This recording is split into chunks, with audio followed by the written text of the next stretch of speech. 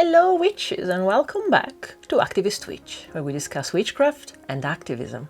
You can call me Isha, my pronouns are she, they, and today is going to be a bit of a vlog for Pride, as you can see here, and then I'll take you to a witchy market that I went to. But really, it's going to be sort of an update chat, because there's been a lot happening and you deserve it, especially all the new recruits that have come after witchcraft and capitalism. So here we go. But before we get started, let me remind you that I've opened a Ko-fi, which is an alternative to Patreon that takes less from creators. And on there, you can do a one-off donation, a monthly donation, or even get a tarot reading with me, Italian style. The low-income option starts at £5. And for the foreseeable future, any profit that I get from my readings goes directly to Kuches to Gaza, who are part of the mutual aid programs to support Palestinian families evacuated to Egypt. And if you decide to support me there, thank you so very much. So this is actually the Big Queer Picnic. Here in Cardiff, it's the alternative to corporate Pride. Pride Cymru, it's actually not something that we're going to discuss here, but you know, cops of Pride don't belong, and this is just by the community for the community. As I mentioned before, I am involved in a lot of grassroots groups here in Cardiff. I count myself very lucky for that. And this was our alternative celebration. It grows year on year on year. And honestly, I don't know if it's the event that grows or the queer community in Cardiff. I am just very glad that it happens. That might actually be a great place to start, because even in my first video, I didn't talk more than just saying I'm queer. So my queerness is both in my gender identity and in my sexual romantic identity. Gender-wise, I consider myself a non-binary person. I align more to the femme side of the spectrum, but what that means is that basically I don't identify with either extremes of the spectrum, nor the male side, nor the female side. I don't like that expectation being put on me. As you know, you can use either they, them, or she, her pronouns for me. And that's actually a tip that I can give you if you want to be a good ally. You don't need to be queer to just declare your pronouns. If anything, when you use pronouns, whether it's in a signature, whether you introduce yourself with your pronouns, it just makes us queer people know that you are an ally. You understand that it's simply fair not to assume what to pronounce to use for someone, and if you just declare yours, we will feel more comfortable in sharing ours as well. That is that simple. Just introduce yourself with your pronouns and we know we can sort of trust you. On the sexual and romantic spectrum, I'm a bit more grey. I have been raised most of my life think that I was cis and straight, but that doesn't necessarily reflect the experience that I've had even before I came out to myself, to be honest. I think what best describes my sexuality before meeting my partner was asexual, and I had just basically gone with whatever my partner at the time wanted, because that's what worked for them, but really I would have rather not have sex at all. And then I met Raven, and well, I should make a video just about our love story, but I'm not sure that anybody would care to know about that.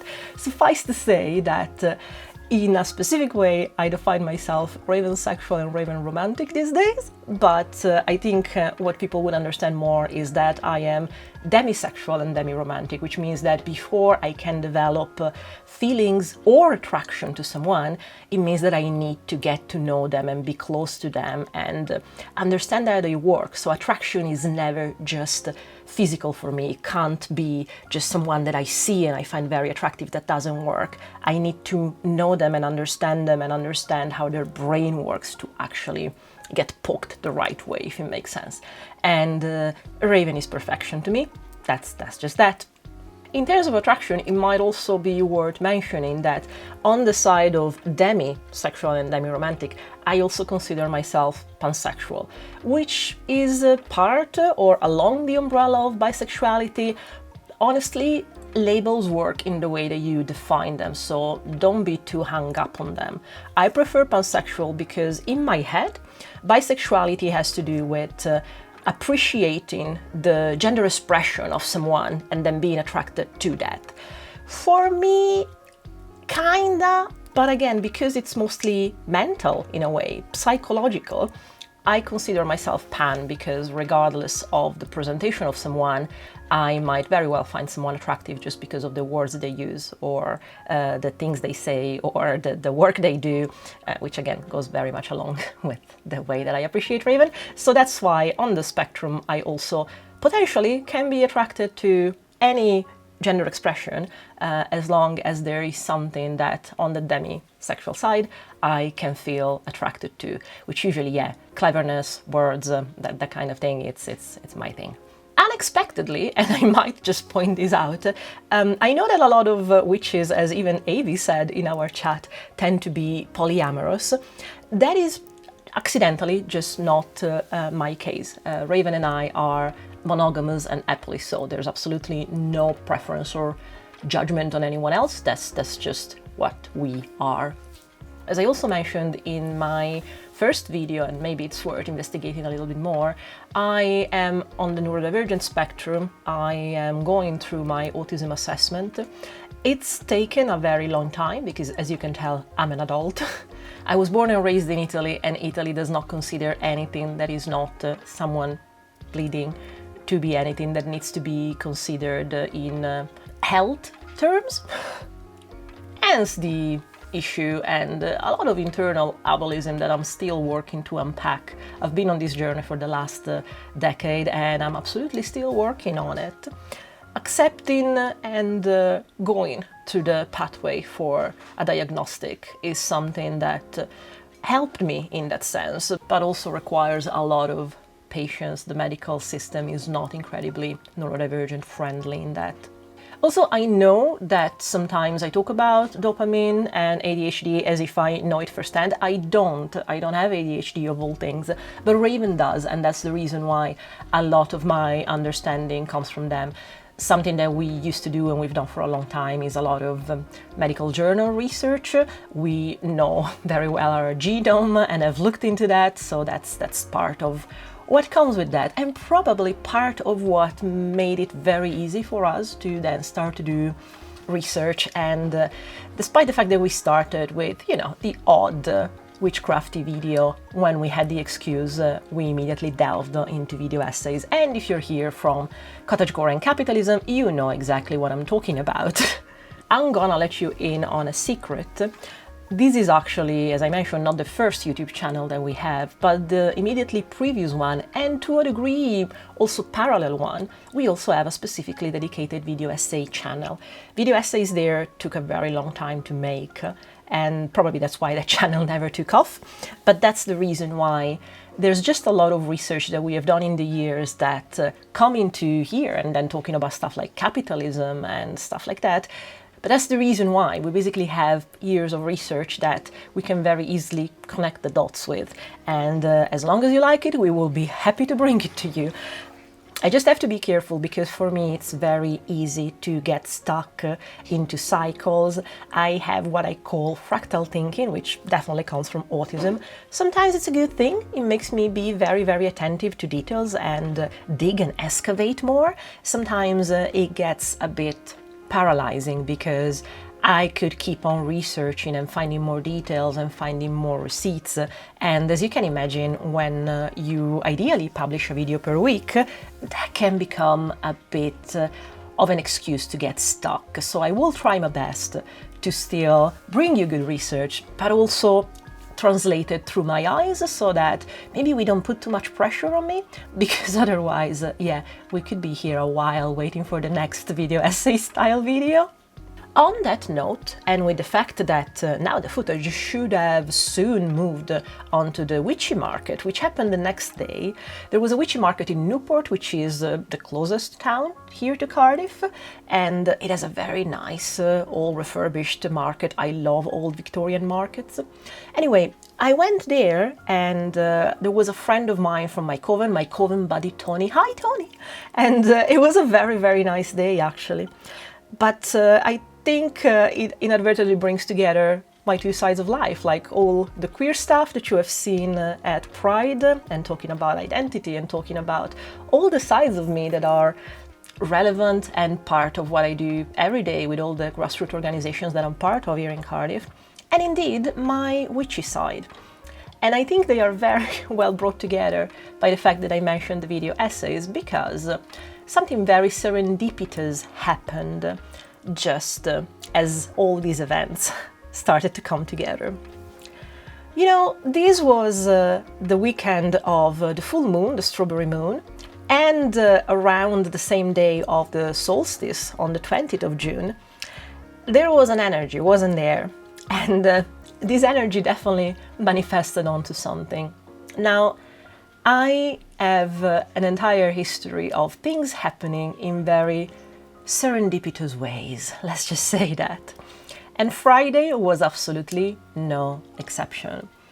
On Friday morning, I woke up to a message on my Instagram from someone that I know by fame, because years ago, I started to follow them, and it was literally by the time that I opened my video essay channel, so 3-4 years ago. They are an amazing activist in Italy, which, if you have caught upon here and there, it's not that common of a thing in Italy to be an activist. Not only because we have a very backwards way to think there, but also because of the detractors that you get. It's actually actively dangerous to be openly progressive for human rights. You're just shouted at for being what they consider politically correct. Anyway, one of them was, this person was Sofia.